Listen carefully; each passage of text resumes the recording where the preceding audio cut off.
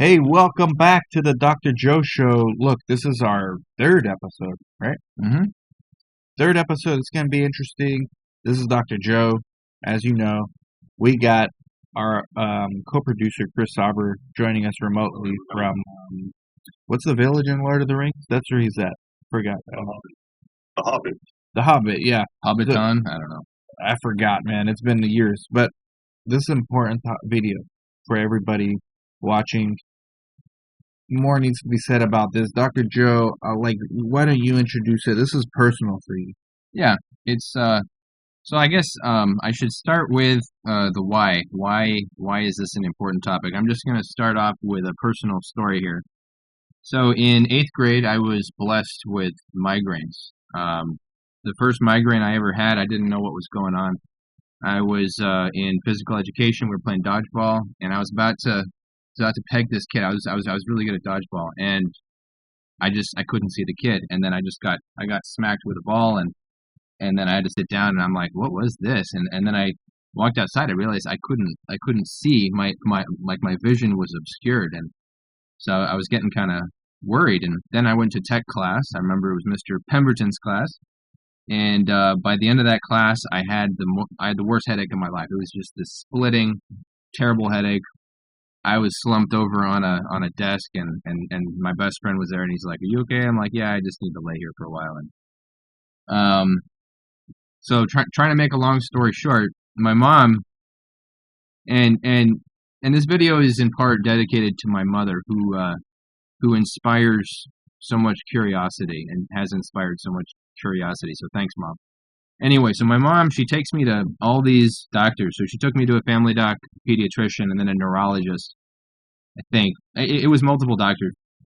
You know, they either said, I don't know why, and here, use this medication. And, you know, I'm this kid at the time, and Mom's like, I don't want to put you on meds. So she brought me home, and she said, let's be curious. Let's try and figure out, is there something setting these off? And, you know, I'm a teenager, and it took about a little over 10 years, I'd say, before I started to figure out the triggers. And at the time, I loved Winter Fresh gum. It was one of my favorite gums. And it took me years to realize that was one of my triggers. One of the best tasting gums ever. But I stopped using that. My migraines got less. Then it was a whole bunch of different candy bars that I would eat from time to time that would set it off. Then I noticed it was certain drinks, and then I noticed it was other foods. It was certain cakes and pastries and processed foods. And then I decided in 7th grade, I guess, so before that, I had already decided I wanted to be a doctor. And so this migraine thing, it really made me want to pursue the medical field, and kind of led me to major in biochemistry. And it was the research just on the internet, because the internet was blowing up when I was in high school and college. I started to pick up on these articles about aspartame toxicity. And that's kind of how we get here today. We're going to be talking about aspartame for a large portion of this video. This tome I have in my hand right here was written by an internist, Dr. H.J. Roberts, the late Dr. H.J. Roberts. He sadly passed away in 2013. He published this book in 2001, so the content we're going to be talking about from this book, you know, it's as of 2001. So just everybody keep that in mind. And I'm also sad to report that the world's champion of aspartame toxicity awareness, Dr. Betty Martini, passed away this year. So I wanted to dedicate this video to her and her memory and her family. So, let's start with, did you know? Wait, Chris, you had a question? Did you have a question, Chris? I do have a couple of questions if I can. Sure. Dr. Joe, you mentioned a number of food products which were causing you discomfort. Yes. Symptoms. Now, most of those I would believe are free of aspartame. So you're more discussing food allergies opposed to aspartame intake? Well, So the things that I know trigger my migraines, aspartame is one of several. Okay. And my migraines are part of how I identify food toxicity, because then I identify it in my patients, and then that allows me to take better care of my patients. So, but this is just about artificial sweeteners with an emphasis on aspartame. This is going to be very aspartame heavy, but we're going to get into some other ones as well. But we're gonna touch on relevant questions. Okay, this is from Dr. Roberts. Okay, did you know that at least 2/3 of the adult population currently consumes products containing aspartame, as do an estimated 40% of children, and this is in 2001. And did you know that FDA in-house scientists, consultants for the General Accounting Office, and a public board of inquiry urged this agency not to approve aspartame for human use? Did you know that the approving FDA commissioner ignored A, impressive evidence in animals indicating the induction of brain tumors by this neurotoxic chemical, aspartame, and B, an important law which is called the Delaney Clause, aimed at preventing the approval for human consumption of any substance shown to cause experimental cancer?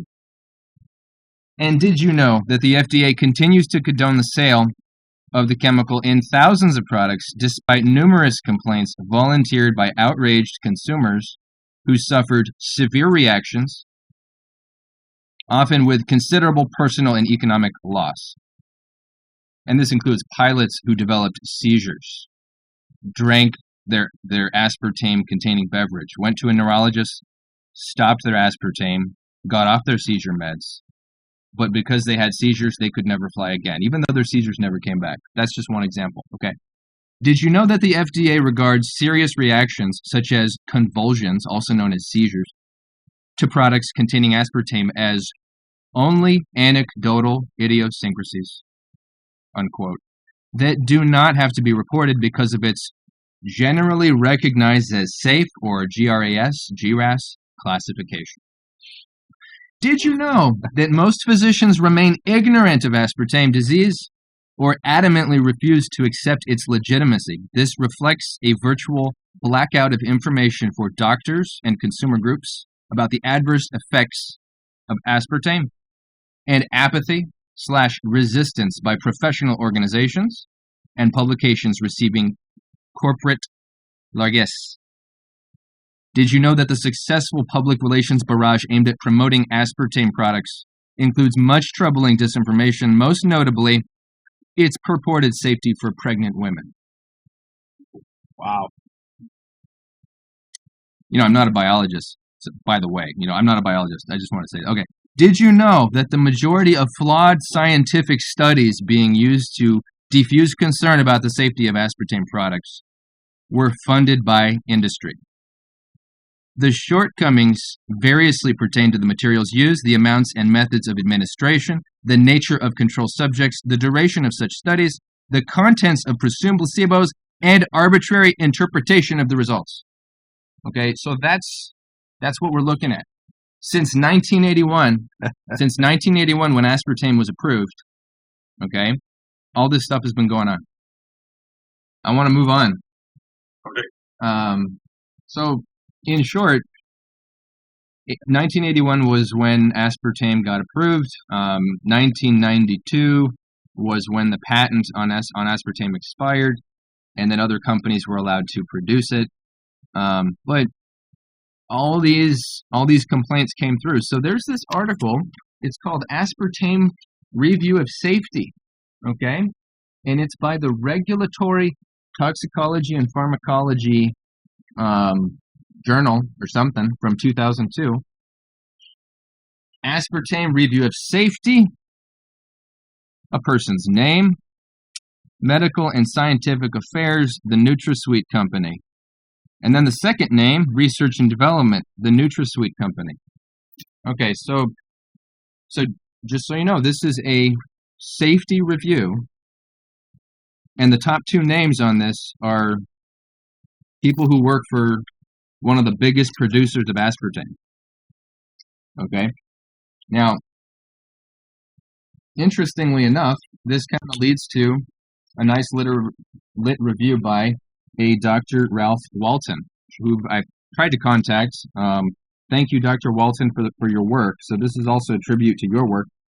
Dr. Walton did a literature review, and by the looks of this, the last article is from 1998, and the first article looked at was 1970. So it was 18 years of research, and they looked at the funding source of the study and the outcome of the study. So in short, the study's got all these different columns. Okay, so and I'm just gonna try and breeze through this pretty quick, but the short of it is all the companies that funded this are either the Searle industry, the NutraSweet industry, General Food Corp, Ajinomoto, which is in Japan. 100% of the studies that were funded by industries that make aspartame showed that it was safe. Okay? Now, of the studies that were not funded by the industries, 92% showed that it was not safe. Wow. And these are from Can you institutions. give one example of one of those institutions? Washington University, there's 2 from there. Nippon Dental University, Tokyo. The US FDA. Washington U again. Actually, that's 3 from Washington U. MIT. There's 3 from MIT here. ASU. There's another one from MIT, NIH, UCLA, University of Florida, MIT, So academia, basically. Mount Sinai. Federal government. Look at that, federal government. Utah State. So, Albert Einstein College of Medicine, Center for Brain Sciences. Brain Sciences. Okay. So the short of it is this. So this guy already did all the work. He did the work, and Did a good amount of so work. this 93-page safety review from 2002, too long, didn't read. Okay, moving on. Dr. Praetorius and Dr. Chowdhury. I have actually been in contact with both of these researchers. They published this study in 2017. It's a great review article on aspartame toxicity. Goes into the toxicity of aspartame on NMDA receptors. Basically depolarizes your neurons. Can you break down just really quick NMDA receptor? Yeah, so NMDA receptors, there's a whole bunch of different receptors in your brain, and there's a lot of NMDA receptors on your neurons. And there's a glutamate receptor that is agonized, and this has been proven in a lab.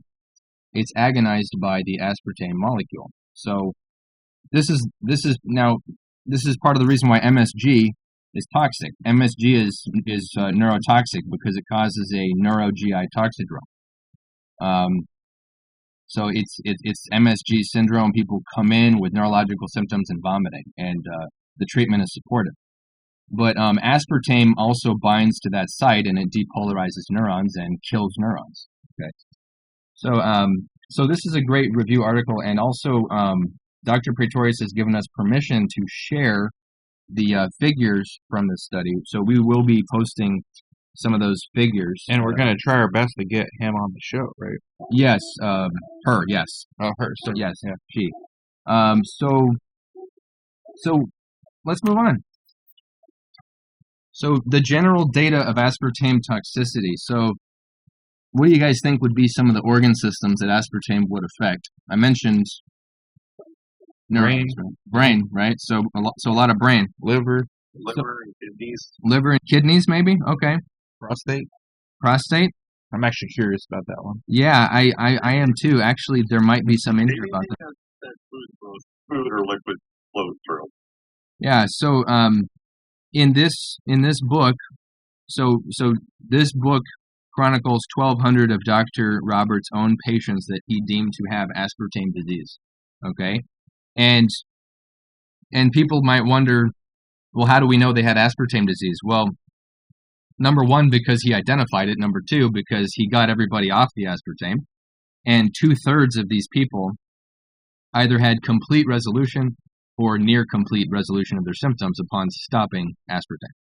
Okay, so the gender, there is a predominance of females, so 72 to 28, so about 70-30 male to female ratio.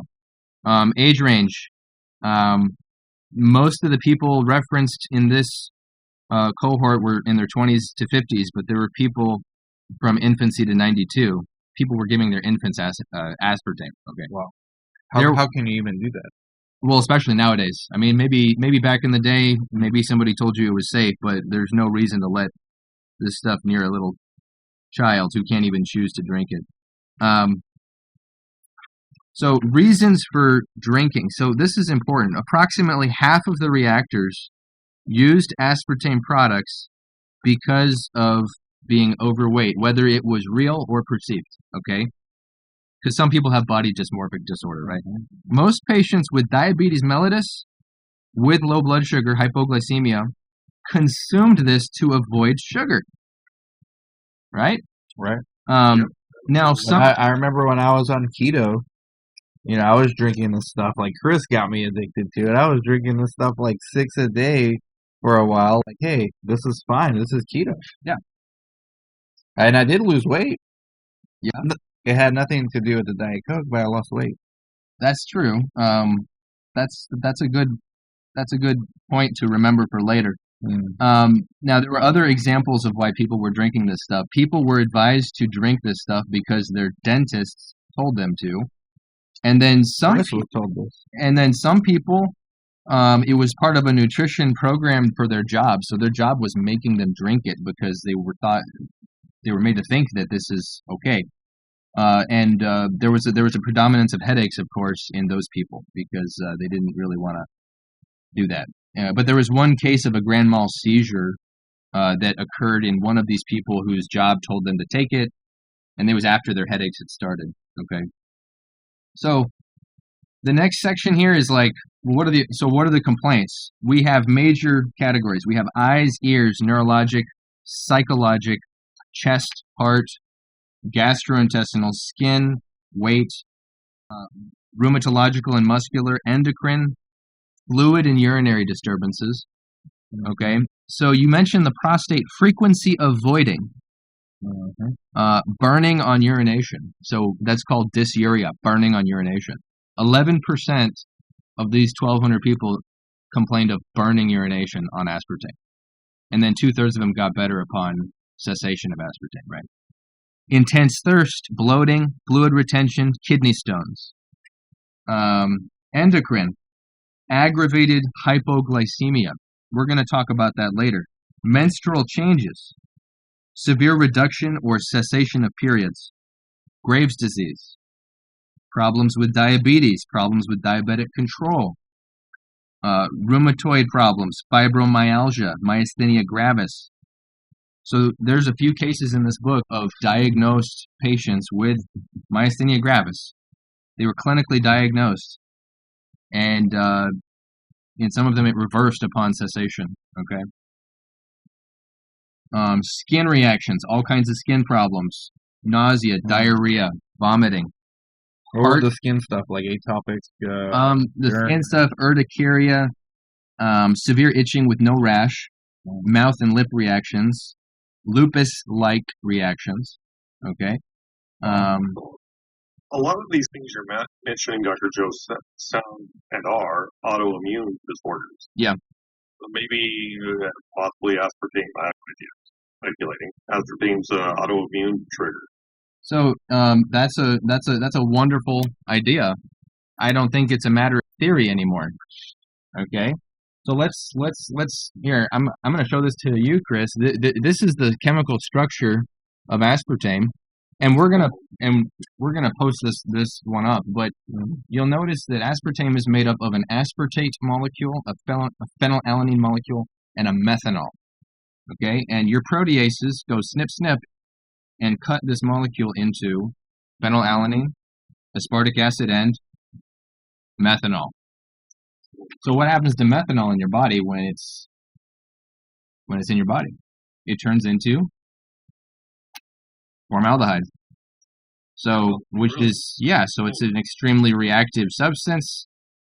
And is it a mutagen? Yes. Will it irreversibly change proteins in your body and then turn your immune system against those autologous proteins and become autoimmune disease? Yes. It is completely possible.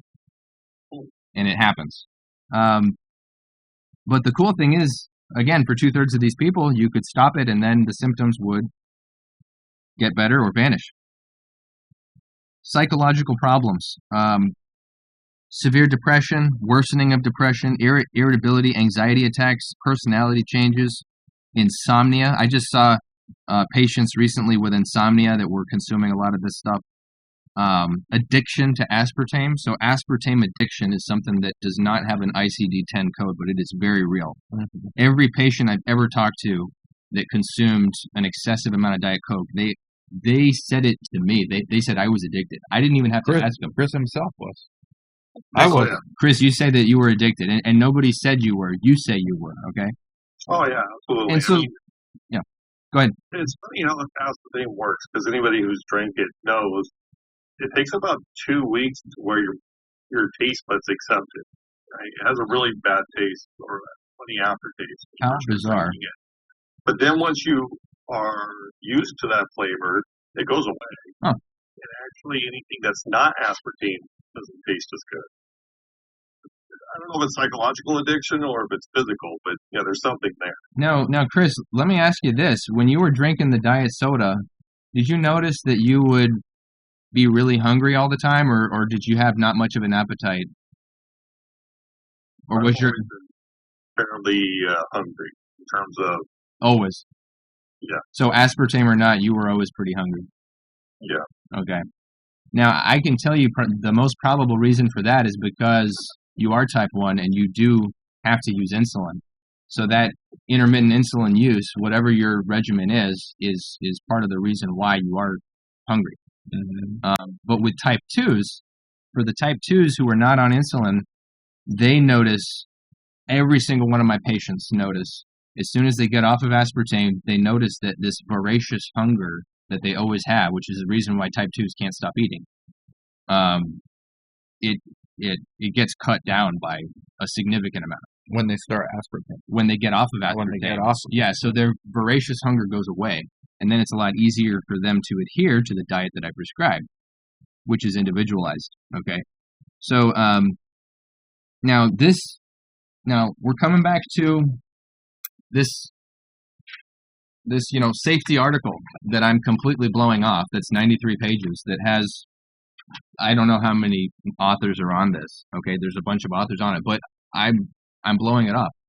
Do you know why? Yeah. Mm-hmm. Because my clinical experience says that that's wrong. Because anybody can publish anything and scientism and pay enough money to have it published, in theory. But anyway, so clinical experience, that's kind of the whole point. So headaches. Now I want to emphasize something with aspartame. Headaches. 43% of Dr. Roberts' patients of the 1,200. This is the biggest percentage of any of the complaints is headaches. And then a close second was dizziness and confusion with memory loss. Okay, so neurological, but cardiac. Does your heart have nerves in it? A lot of nerves in it, right? So this is cardiotoxic. Okay, so psych complaints 23% on depression, 16% on the perception of palpitations. Okay, you guys got... That's some anecdotal confirmation. So tell me. Remembers this. About 10 years ago, and this is when I was consuming a ton of Diet Coke, at least a dozen cans a day, minimum. And Pepsi too, Diet Pepsi. Wow. I actually no brand loyalty. I was sent by a cardiologist to have the gold standard, I forget what it's called, done to evaluate my heart, where you have to, they put a fluid in, I can't remember what it's called. Angiogram? Angiogram? I don't think it was angiogram, but something similar, right? Where they send a tube up your leg to your heart to look at the valves. Angiogram. They have to put a fluid. Is that an angiogram? Yeah, and they put contrast, and it can hurt your kidneys, and they talk about that. Yeah. Right. Yeah. So the doctor says I was constantly having chest pain, constantly. I took good care of myself otherwise. I jogged and everything else. And the cardiologist said at the time I had a 25-year-old heart. This was a few years ago. Said, your heart's in excellent condition. I don't know what the cause is. So, I mean, again, anecdotal, what you're yeah, saying. anecdotal is important. I'm not a fan of aspartame. I think the evidence is pretty damning.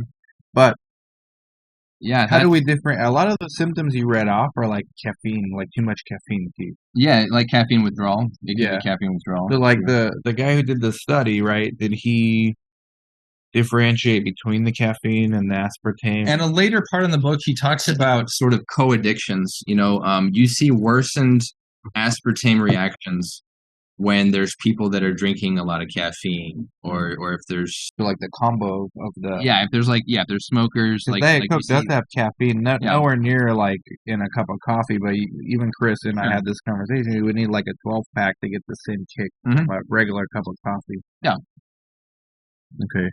There's a lot of like palpitation, dizziness. I mean, I've had too much caffeine before, and I've had those symptoms too. Of course, yeah. Palpitations or just sleep deprivation can cause palpitation. I mean, there's a laundry list of things.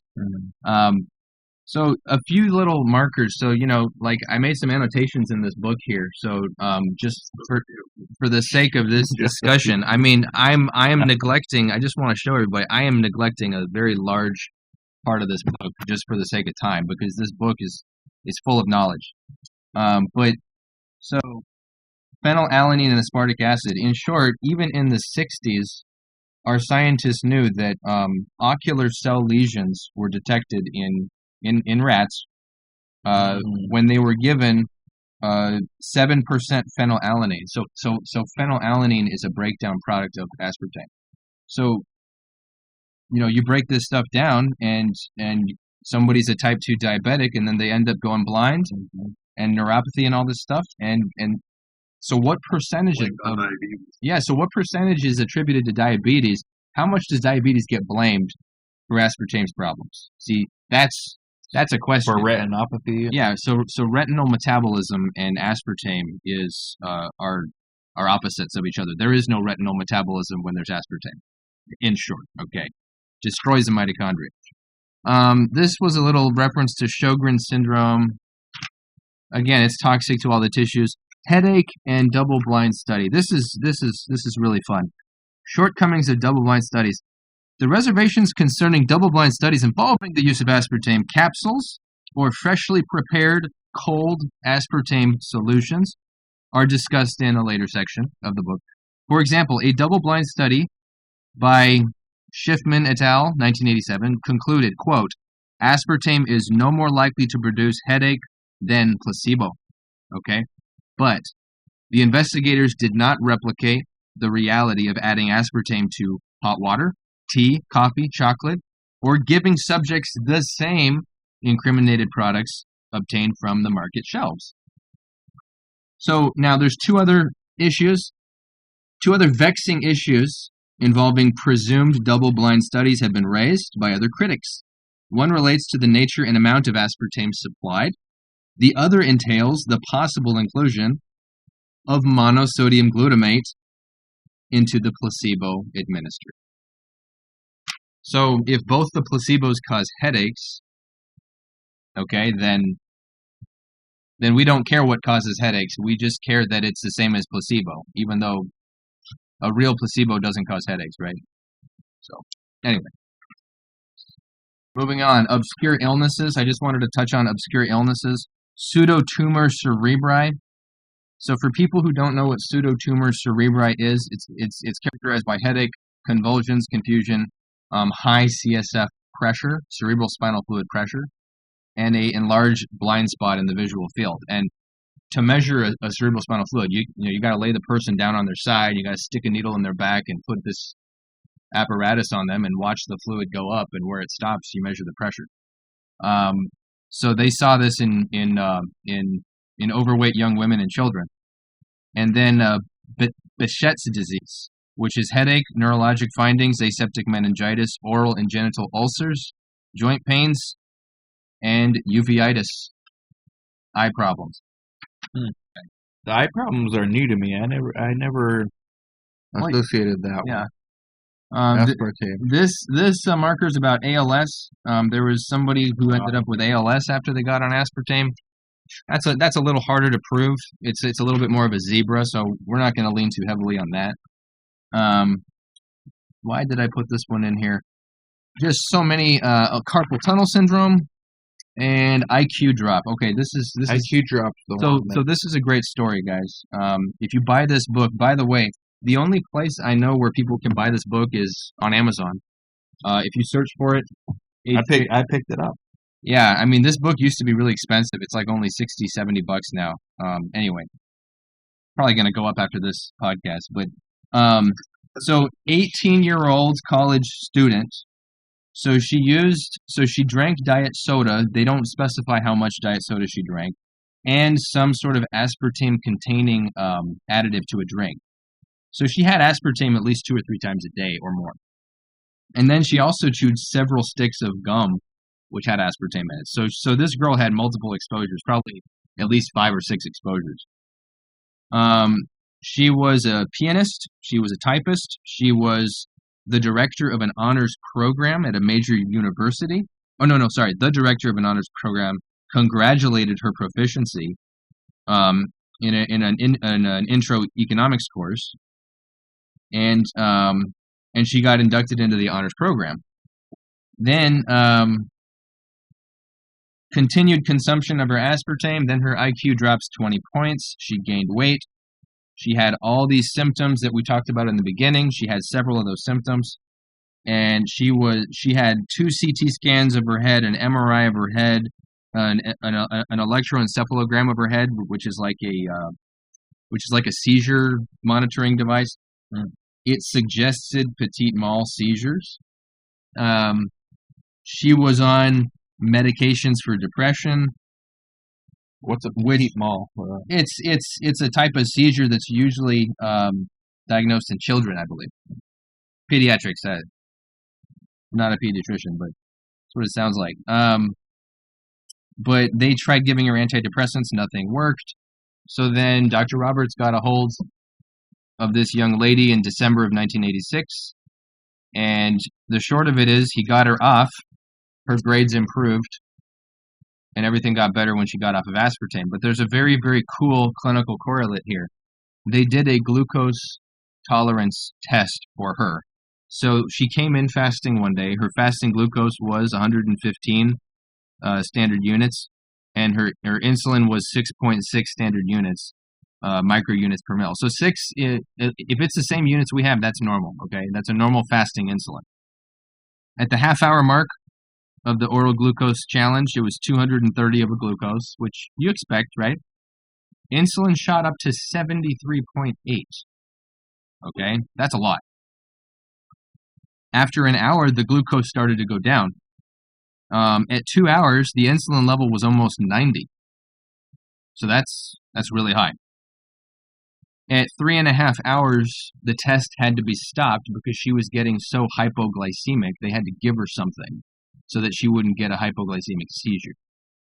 Okay, somebody who's not on meds for diabetes has a hyperinsulinemic response after being on aspartame for way too long. So the short of it is it causes excessive insulin response to sugar, which in turn makes you really hungry. I would also think that her blood glucose at 230 at an hour is pretty damn high too. At an hour, if I heard you correctly. Yeah, I mean it's a little sluggish for a young person, right? I mean, you would expect something better, but I think she had already moved into a metabolic syndrome at that stage. So aspartame's interaction with insulin is to make insulin less sensitive. Yeah, it creates... So the body creates more. The pancreas creates more. So it creates insulin insensitivity and hyperinsulinemic responses to sugar, which then makes you eat more carbs, which then makes you snack more, and then you're basically never fasting. And then this is where type 2 diabetics in particular get in trouble, because they never fast, their A1C's through the roof, they get vascular disease, they get amputations, and it snowballs. So just to confirm what you're saying here, I've read things for 40 years now confirming this, that aspartame does cause hunger. Big time. And actually, I don't have the article, but I read an article years ago. If like little kids running around at school at recess, if they drink a bunch of diet soda and go running around, they'll get admitted to the hospital pretty quick for ketosis, for like a type of diabetes, for like a ketoacidosis, but without the diabetes. And they could end up with, apnea, like just stopping breathing. A few other things before we kind of segue into, the general discussion and the wrap up. We got brain cancer here. Brain cancer, folks. Did he just say brain cancer? Yes, I said brain cancer. Okay. Always a good thing. Yeah. The product's about to fall down here. Okay, that. Put this thing back up here. So, actually, I knocked this thing down. We might as well talk about it. We would like to be sponsored, please. Yeah, Zevia, please sponsor us, Zevia. I'm actually a huge fan of this. I've been drinking it for years. But no, really, I recommend my patients drink this, and actually, it helps to get them off of diet soda. They enjoy it, and can I have the grape one? Yeah, sure, man. Yeah. Good. But we'll talk about erythritol. That's like the best one. orange. No, grape. Oh, great. Yeah, grape is my favorite. Yeah. Yeah. And this gum, folks, if anybody insists on chewing gum, okay, this gum, it's called Pure Gum, P-U-R, and the U has 2 dots over it. Again, this one happens to be available on Amazon, but I think you can order off the website directly. But it's sweetened only with xylitol, okay? So, which will be part of our series, and that's going to be briefly discussed in this podcast. But that's why this is episode 1 of Diet Zero Lite. This is only episode 1 because we're laying the framework here, guys. Okay, go ahead. So since you opened this up, a few things. So yeah. Xylitol is very deadly to dogs. Everybody be aware. Yeah. Xylitol is dangerous for a lot of animals, especially dogs. Correct. And Dr. Joe, so I'm going to ask you specifically about me, so you're not giving medical advice. Yeah, just you and me talking. So would you say, as a physician, soda in general is probably not good for you because of the carbonation? Oh, yeah. A lot of information on that. It's not good for you. But I think what you're saying is if you're trying to get off of aspartame products, you're addicted to soda, this is the way to go. Right? It's a step to getting off of it. Yeah, and especially, I don't have a caffeinated one here, but they have caffeinated ones of this. This company ripped off just about everything. Like they have a cola, they have a Dr. Zevia, they have soda. And they have done a great job. Their Mountain Dew one, I gotta say, it doesn't taste like Mountain Dew. It just, sorry, it doesn't. But there goes the sponsorship. Well, but I'm being honest. Being honest. And if they value some feedback, I think the grape soda is great. Most of my patients love the cream soda. So the cream soda, I think, is probably one of the more favorite ones among my patients. And actually, I let their Coca-Cola go flat in my car and sit in the heat, and it tasted like old, flat, regular Coke. So their Coca-Cola is spot on. That's the hack.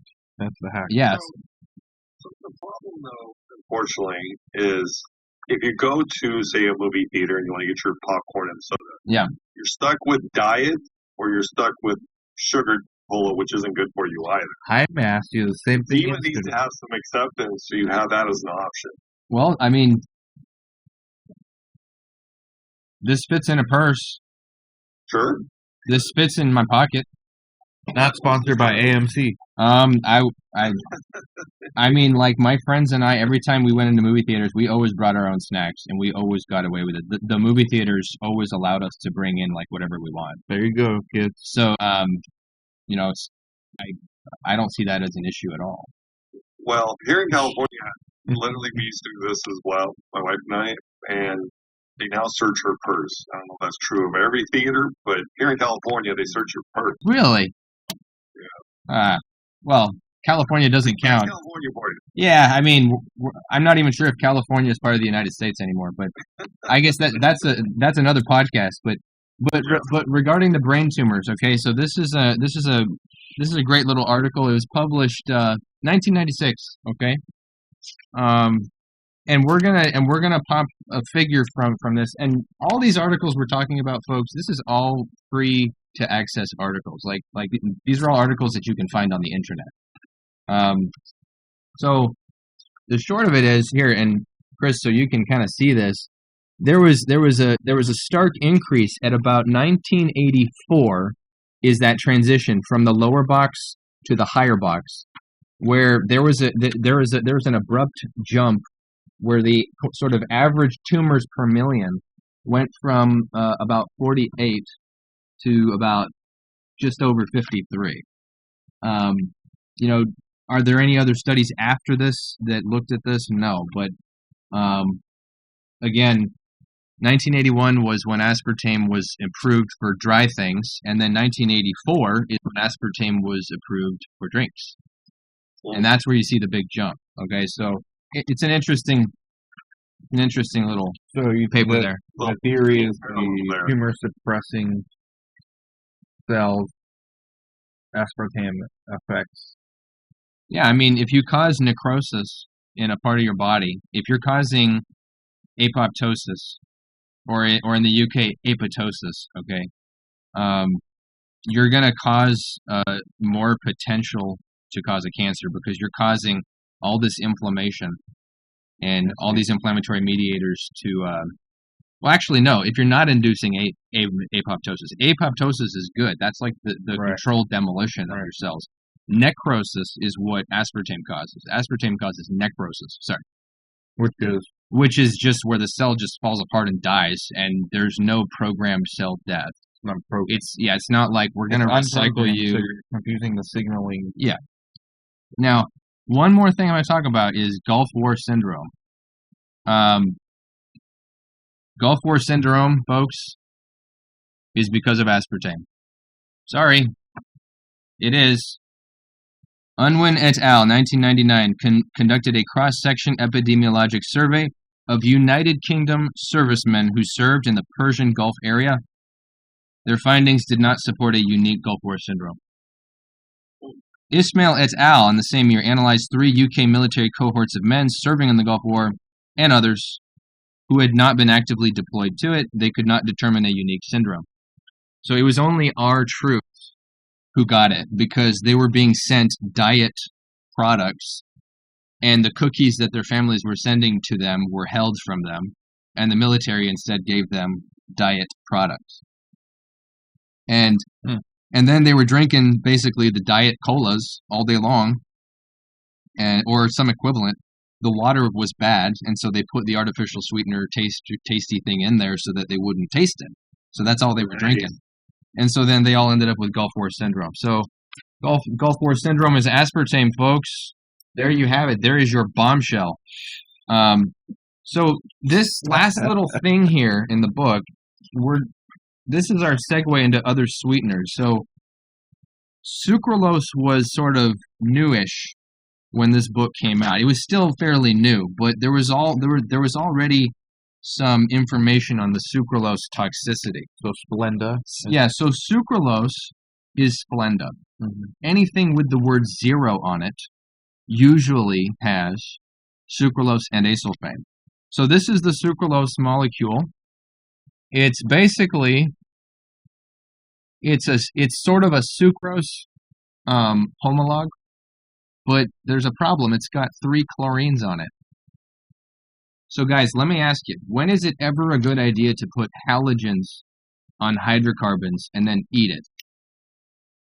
Is that ever a good idea? Yeah. Dan, you have any idea? It's not. I would guess never. It's never a good idea, okay? Now just look at the acesulfame molecule, Dan. Just take a look at that. Acesulfame molecule. Mm-hmm. Check it out. Looks reactive.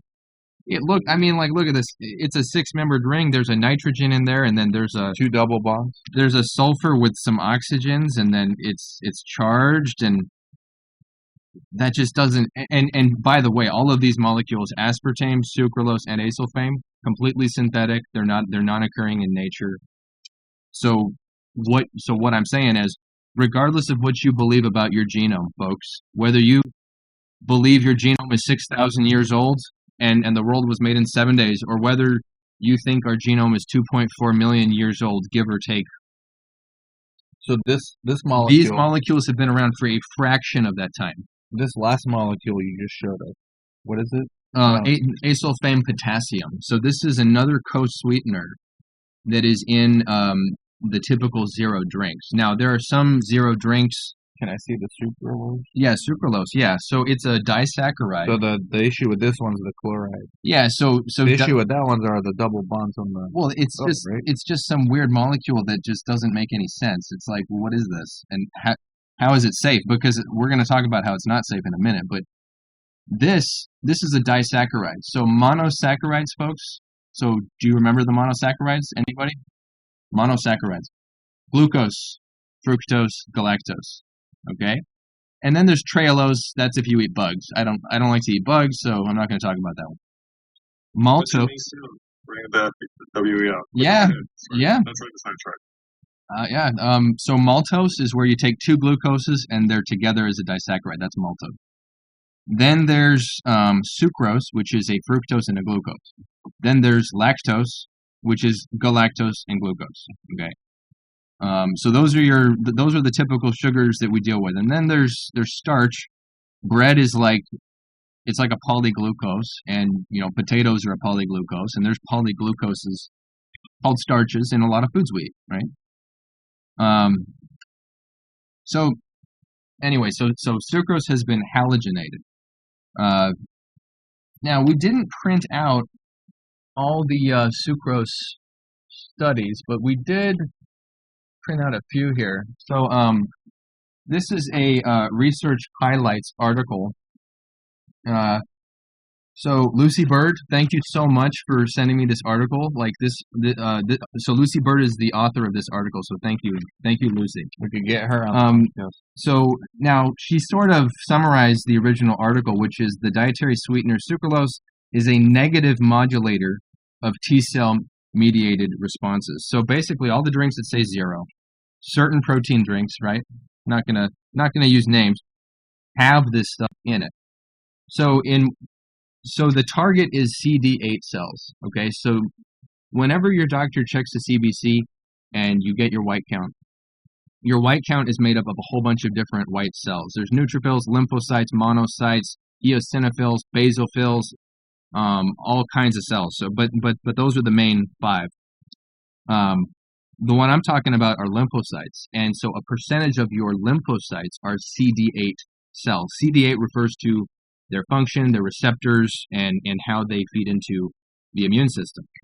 So, bottom line is sucralose inhibits CD8 cells. It inhibits their migration and their proliferation. Proliferation means how they multiply, which leads to, number one, increased tumor growth in sucralose-treated mice. So there you go, folks. Sucralose grows tumors in mice. So can you explain that, elaborate on that a little bit, Doctor? I mean, cancer is an uncontrolled growth of cells. Yes, it is. And sucralose. That's what we were talking about earlier. Mm-hmm. So that's kind of a contradiction. So it's not a contradiction, okay? Cancer is known to be an immune system problem because this is, to be an expert in cancer, I would have done a fellowship, and I didn't do a fellowship, but this is what you need to know. When your immune system fails, and when you get enough genetic damage, and there's kind of the perfect storm going on, cells that should not be proliferating, that other cells should have come and killed, okay, those cells are allowed to proliferate and they turn into tumors. And CD8 cells are part of your anti-tumor system. And so sucralose inhibits the functions of CD8 cells, which is a critical. Responsible for taking care of cancer is. Yes, cells. It's part of how you kill cancer cells before they become a problem. And so they demonstrated this in vivo in mice, okay? And this paper goes into more detail, but this is kind of the summary. It's like the checkpoint inhibitors, and that's what that whole immunotherapy is about. And then in terms of infection, likewise, CD8 cells, your CD8 cells are important for controlling listeria infections. So listeria is kind of like from cheese that's too soft and from deli meats and things, and it happens to immunocompromised people.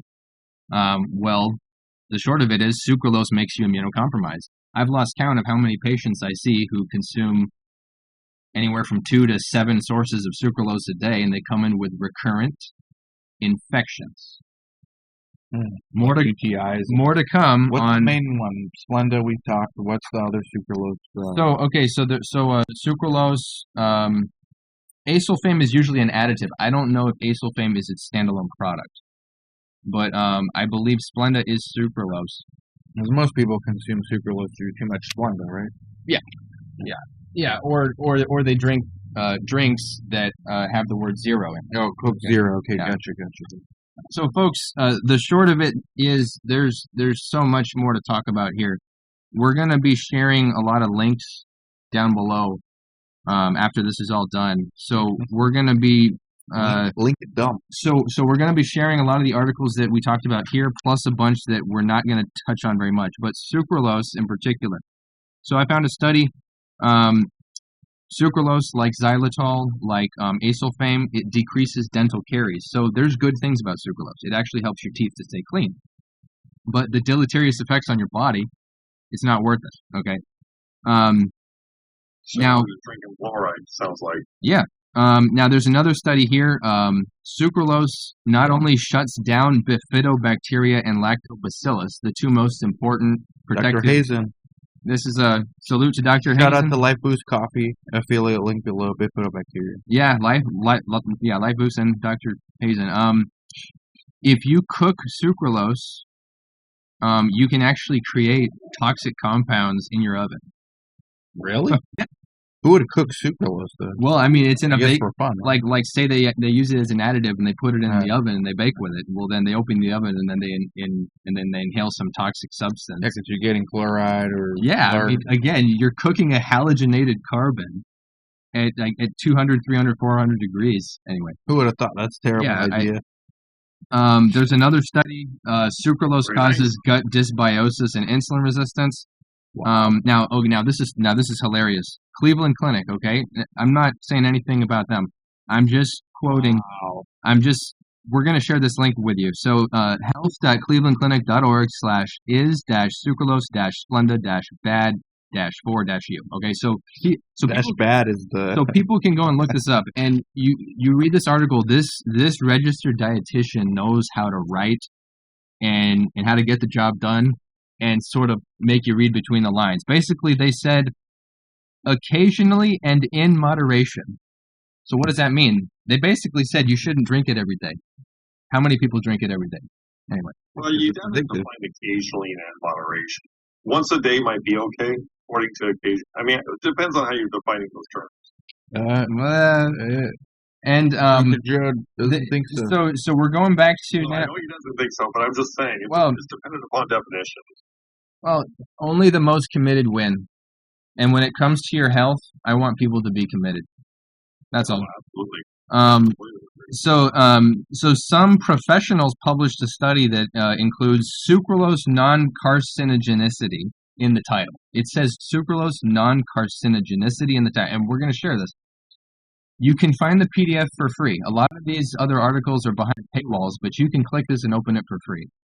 Then you go into the financial disclosure in the free PDF, and it was a nutritional company who funded the study, and a quick search on that company shows that that company is one of the biggest producers of sucralose in the world. Okay. Very nice. There's no conflict of interest there. No, not at all. No. Stay tuned to the science versus scientism episode. Yeah. I got 2 questions, so Yep. please take time for the 2 questions. Yeah, for sure. And folks, the last few set of links are going to be about erythritol, which is from stevia. Okay, so just so that people understand. Wait, stevia bad, right? No, stevia is good. Stevia good? Yeah, stevia's okay. Okay. I mean, it's better than these ones. Okay. So look at this, folks. Glycerol is a natural thing. It's part of your metabolism. It's 3 carbons and OHs. So you need glycerol for a lot of processes in your body. See, that stuff with the double bond to O just looks bad. Erythritol is like glycerol, but it's got 4 carbons. Otherwise, it has the same pattern. Xylitol, it has 5 carbons. Okay, so there's no halogens. There's no weird sulfurs. There's no weird and both of these are naturally occurring. Quick sidebar. So what I've noticed now, I've done the estrogen one with you, coenzyme Q10. Yep. And now this, I'm noticing a pattern. Is it true? Like most double bonds, especially double bond O, right? Like saturated fats are the ones that are good for you. The unsaturated fats have double bonds. Okay. I'm noticing a theme between double bond being highly reactive and generally being bad for you. That because of oxidative stress. Are you talking about the cis versus trans conformation of the hydrocarbon part? Or are you talking about oxygen? Like a double bonded oxygen generally bad in the body versus well, no, because CoQ10. CoQ10 is only see CoQ10 has the quinone group on it. Yeah.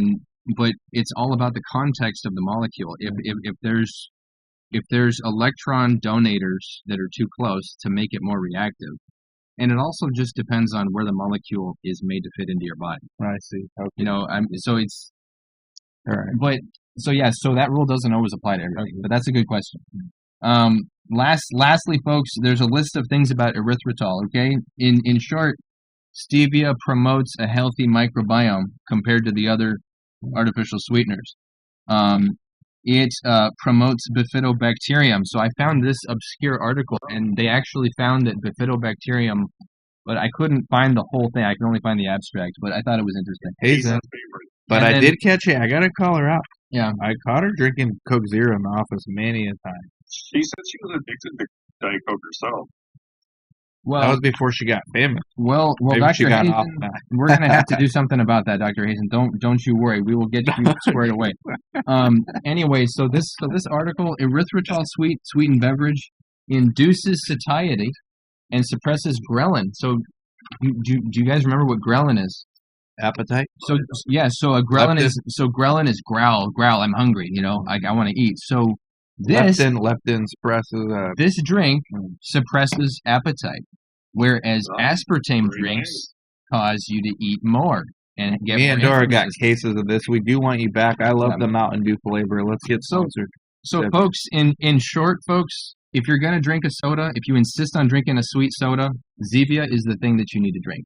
The science beyond proves this, and the clinical experience, which none of the aspartame companies can ever take away from me or any other doctor who sees this and notices it. It can't be denied. So, folks, I think that just about wraps it up. Chris, any questions that you wanted to ask? That's what I have to. Yes. So, going back to the CD8, you're needing tumor suppressor. Chris is on this stuff. Cancer. Yes. So you made a statement before that. It was in regards to necrosis. Yeah, I mixed it up initially. Yes. Yeah. So you made a statement about necrosis. It's not an error that I noticed, but it's just a curiosity question. Yeah. So you're stating if you drink, I don't know what compound or chemical you're referring to. I think aspartame, it might have been saccharin, I don't remember which, causes necrosis of the cell. Yeah. Mm-hmm. So could this be used in some way to fight cancer, though? Yeah, yeah. I mean, I think it would be a better use of aspartame to just inject it into tumors, or just repurpose it into a prodrug. Yeah, or maybe I would. That's our new biotech. Yeah, maybe the thing to do with aspartame is how interventional radiologists do a taste transarterial chemoembolization, so it's like a targeted bombing, like they put the catheter there and they squirt this stuff into the vascular structure of the tumor, and they starve the tumor. So maybe I would say for non-vascular tumors, because aspartame is so terrible for you. I would do it for the non-vascularized tumors or the less vascular ones. I would just inject them with aspartame. Maybe you're onto something, Chris. Pro-drug aspartame. It's killing the cells. It's toxic enough. I would just inject it. Interesting. All right. Interesting. So maybe you can do a little research on that. But yeah. My other question was saccharin. Are we going to discuss saccharin in this? Saccharin. That was the first. I mean, yeah, so the short of saccharin is there was like 1 or 2 studies on mice or something, or some animal, some like small animal, and it induced tumors, and it got all this bad press. But in reality, the industry just traded one toxic substance for 3 or 4 other ones. Is saccharin toxic? It was the original artificial sweetener, though, I believe, right? It was. not a lot of people use it. I think the psychology that was created by the industry was enough to make it not used very much. But again, it's synthetic as far as I know, and I would say the precautionary principle, based on your valuable and delicate genome that should be cherished, you should not put artificial chemicals into your body if you can avoid it. So this is not just, we haven't even discussed the epigenetics effect of aspartame. You don't need to. It's so. It's so bad. mutagenic. It's so destructive to your body. Yeah. Kind of the same way that like smoking and alcohol, causes alterations in methylation and ethylation to your DNA. I'm sure aspartame addiction Does it too? I'm sure it's going to do the same thing to some degree. Except that's if a baby is going to survive that attack. Because, aspartame kills babies in the womb. So, wow. Yeah. You can point to all the wrongs with aspartame. Yeah. It's like speeding tickets at the Indy 500. Okay, third question, Chris. Third question from Chris. Okay. So, I've developed a habit of drinking, can't really see it. Capri Sun? Kool-Aid. Reduced sugar by 70%. So we're done. Sugar, but we're done. So, real sugar versus artificial sweetener, which is preferred? Real sugar? Well, I asked him this yesterday. Well, you know what, guys? If I'm going to pick a sugar that my body can do something with versus a toxic chemical like aspartame, I'm going to choose the sugar, obviously. But with certain products, I'm not talking about any particular one. I'm just saying certain products, okay? Sure. We already had our estrogen talk last time, right, Dan? Yep. Red 40, yes, man. Red 1. You got to watch episode 2. So not only is our food colorings estrogenic, but they cause ADHD. So folks, don't forget about our first 2 podcasts, okay? If you're hypertensive, you better be on CoQ10. If you have hormonal problems, you need to read Anthony J's book and probably watch the podcast. Estrogeneration. Yeah. That was a fun. Estrogeneration by Anthony J. That's another plug for that book that people need to read. Yep. But anyway, folks, that just about wraps up episode 1 of Diet Zero Lite. Thank you.